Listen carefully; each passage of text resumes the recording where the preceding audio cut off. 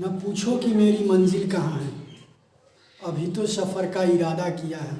न हारूंगा हौसला उम्र भर, ये किसी और से नहीं, मैंने खुद से ये वादा किया है। तो नमस्कार दोस्तों, एक बार फिर से स्वागत है आप सभी का हमारे अपने YouTube चैनल लकी मैथ्स में।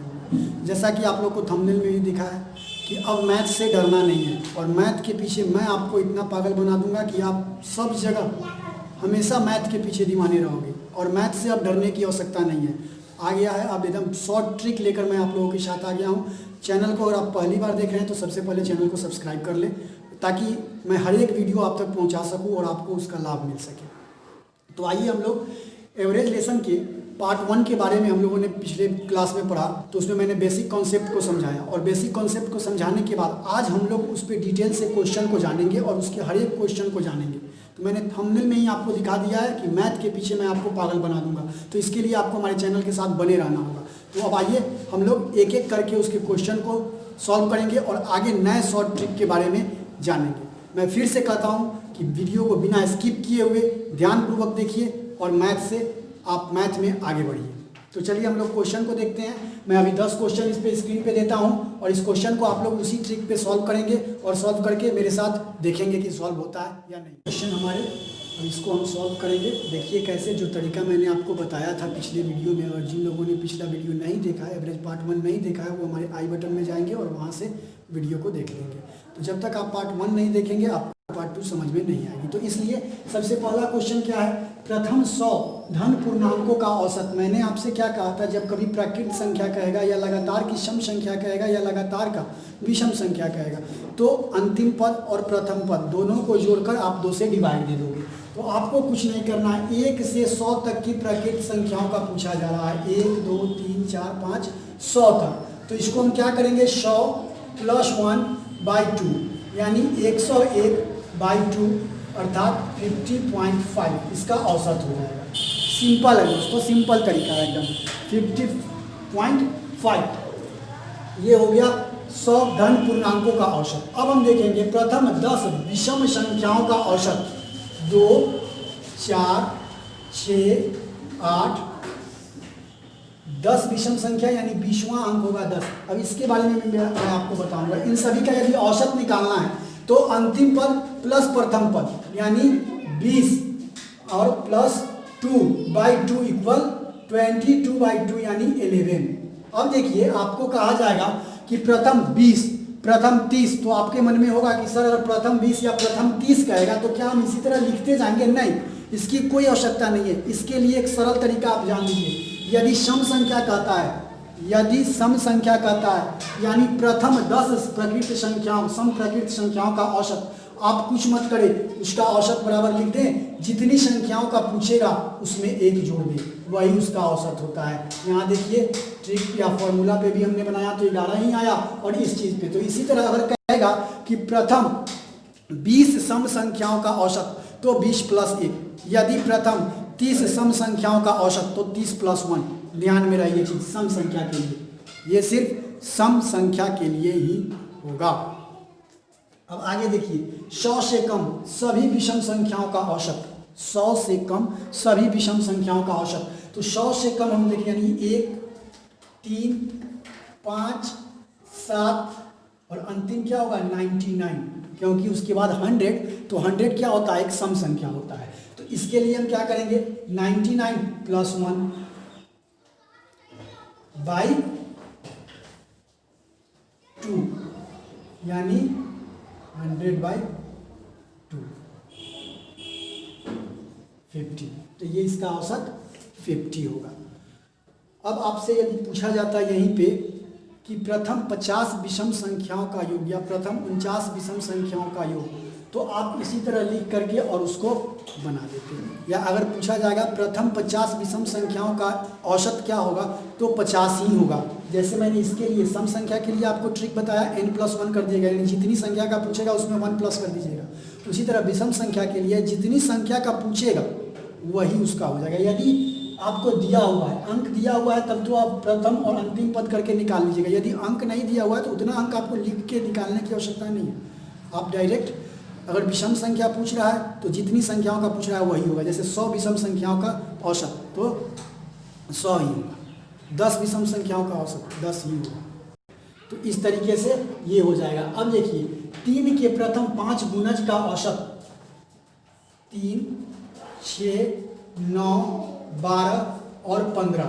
तो मैंने क्या कहा, समांतर श्रेणी में है तो अब अंतिम पद और प्रथम पद। मैंने पहले भी कहा है, इस चीज़ को यदि समझना है तो आप पार्ट 1 को देखें, आई बटन में है पार्ट 1 की वीडियो, उसको देखें, ये ट्रिक आपको समझ में आ जाएगी जिन लोगों ने नहीं देखा है। 9 अब क्या पूछना है, 2 के प्रथम 5 गुणजों का औसत 2, 4, 6, 8, 10। तो 10 + 2 अंतिम पद प्लस प्रथम पद बाई 2 यानी 12/2 यानी 6। तो ये चीज़ आपको समझ में आ गई होगी। अब इस चीज़ में एक नया चीज़ क्या है, मैंने आपको पहले ही कहा है, मैथ के पीछे मैं आपको पागल बना दूंगा और गणित आपको इतनी आसान लगने लगेगी कि आपको डरने की ज़रूरत नहीं है। लेकिन आप वीडियो में पूरा अंत तक बने रहो और बिना स्किप किए हुए वीडियो को पूरा देखो, एक एक चीज़ समझो। अगर जो चीज़ नहीं समझ में आती है आप कॉमेंट में हमें लिख कर बताओ। तो एक चीज़ आपने गौर किया, मैंने ये क्वेश्चन बनाया, आप एक चीज़ गौर कीजिएगा कि जो भी लगातार की संख्या होती है, जो भी लगातार की संख्या होती है उसका बीच वाला ही उसका औसत होता है। ये कोई ट्रिक नहीं है, आप भी देखे हो या बनाते हो तो जानते हो, लेकिन आपके माइंड में ये चीज़ आया नहीं, आपने इस चीज़ पे गौर नहीं किया। ऐसा नहीं है कोई टीचर, मैं या कोई टीचर आपको पिला देगा, घोड़ के पिला देगा, गुट्टी नहीं है। आप उस पर कॉन्सेंट्रेट करोगे, ध्यान दोगे, आपको खुद ब खुद ट्रिक मिलेगा। तो ये देखिए, आपने ये चीज़ गौर किया कि मैंने ये जो 3 का गुणज का औसत निकाला तो इसका बीच वाला संख्या ही इसका औसत आया। यहाँ मैंने 2 का जब निकाला तो इसका बीच वाला ही ऐसा औसत आया। तो जब भी क्रमागत लगातार की संख्याएं होती है ना, उसका बीच वाला संख्या ही उसका औसत होता है।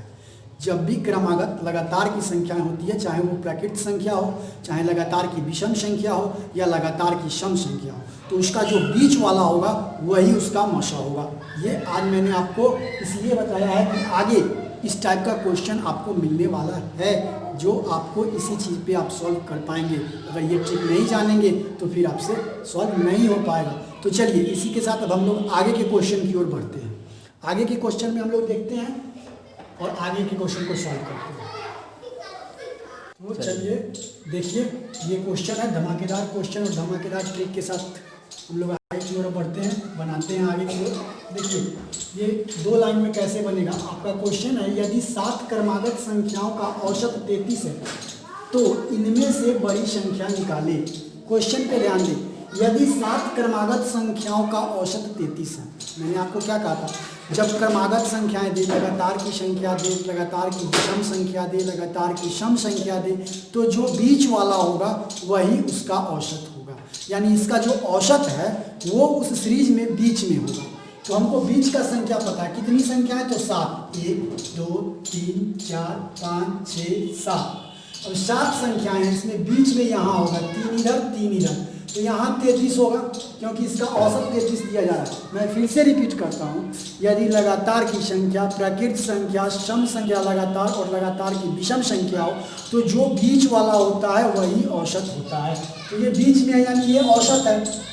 अब ये बीच में है लगातार की संख्या, तो इसके आगे की लगातार संख्या क्या होगी, 34, 35, 36, 32, 31, 30, अर्थात 30, 31, 32, 33, 34 और 35, 36 वो पांचों संख्याएं, वो 7 संख्याएं हैं जो जिनका औसत 33 है। अब इसमें से पूछा क्या जा रहा है आपसे, सिंपल है, इस एक ट्रिक पे आप अपने बुक का 10 क्वेश्चन बनाओगे। इस एक ट्रिक पे आप अपने बुक का 10 क्वेश्चन बनाओगे। बीच की संख्या 33 मैंने लिख दिया, टोटल हो गया। अब इसमें हमसे पूछा जा रहा है इसमें बड़ी संख्या कौन है, तो 36 है। या आपसे पूछ सकता है कि आरोही क्रम में यानी उल्टा बड़े से छोटे की ओर सजाने पर चौथी संख्या कौन होगी, तो 1, 2, 3, 4 ये हो जाएगी। आपसे पूछा जाएगा पहली और आखिरी संख्या का जो बड़ी और छोटी संख्या का योग क्या होगा, तो आप इसको और इसको दोनों को जोड़ देंगे। गुणनफल क्या होगा, तो इसको और इसको दोनों को जोड़ देंगे। तो ये ट्रिक हमेशा दिमाग में रखें। फिर अगली क्वेश्चन है, 4 क्रमागत सम संख्याओं का औसत 27 है, इनमें से छोटी संख्या और बड़ी संख्या का योग क्या होगा।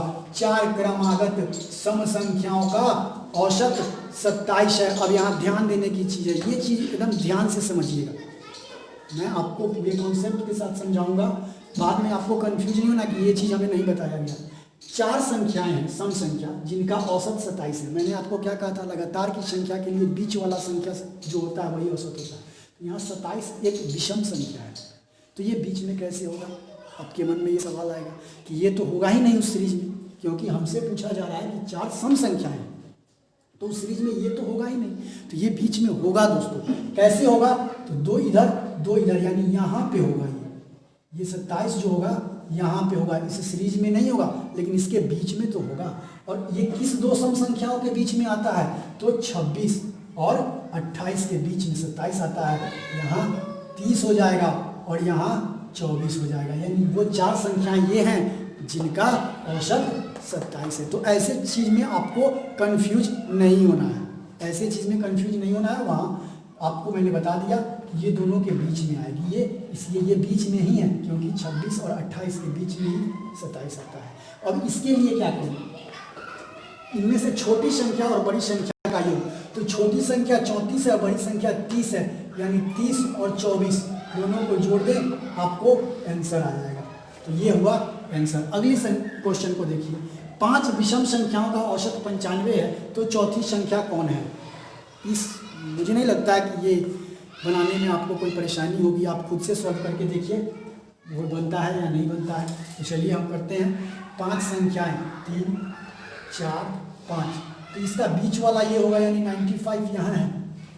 तो चूंकि ये विषम संख्याएं हैं, यानी 95 के बाद अगली विषम संख्या क्या होगी? 97, अगली विषम संख्या 99, उसके पहले 93, उसके पहले 91। तो ये 4-5 संख्याएं आपकी निकल रही है। इसमें से जो आंसर आपसे पूछा जा रहा है, इधर से चौथा पूछे, इधर से चौथा पूछे, दूसरा तीसरा का योग पूछे, पहला दूसरा का गुणनफल पूछे, आप बना लेंगे। तो चलिए ये क्वेश्चन आप लोग खुद से सॉल्व करके देखेंगे और खुद से सॉल्व कीजिएगा, और इसका आंसर मुझे कमेंट में बताइए। ये लास्ट वाला क्वेश्चन आप ध्यानपूर्वक पढ़ ले और इसका आंसर आप हमें कमेंट में देंगे, क्योंकि एक टीचर के लिए जब कोई चीज़ वो समझाता है और उसके बच्चे अगर अच्छे से आंसर दे, तो उसके लिए उससे बड़ी खुशी की बात कुछ नहीं हो सकती है। तो इसलिए आप लोग इसका आंसर, अंतिम क्वेश्चन का आंसर, आप इसको पॉज करके इस क्वेश्चन को ध्यानपूर्वक पढ़ लें और इस क्वेश्चन का आंसर आप लोग मुझे कमेंट में दें। और इसी तरह से अगले पार्ट में हम लोग फिर अब एवरेज के अगले पार्ट के बारे में जानेंगे। अगले और जो भी चीज़ है, यहाँ से एवरेज ख़त्म नहीं होता है, अभी एवरेज के 2 ट्रिक और आप लोगों को बाकी है, जो अगले वीडियो में, और लास्ट एवरेज का वो लास्ट वीडियो है। तो चलिए अब हम जो क्वेश्चन पूछे थे पिछले वीडियो में आप लोगों से, उसका आंसर है कि बंगाल का विभाजन 1905 में किया गया था और मुस्लिम लीग की स्थापना 1906 में की गई थी।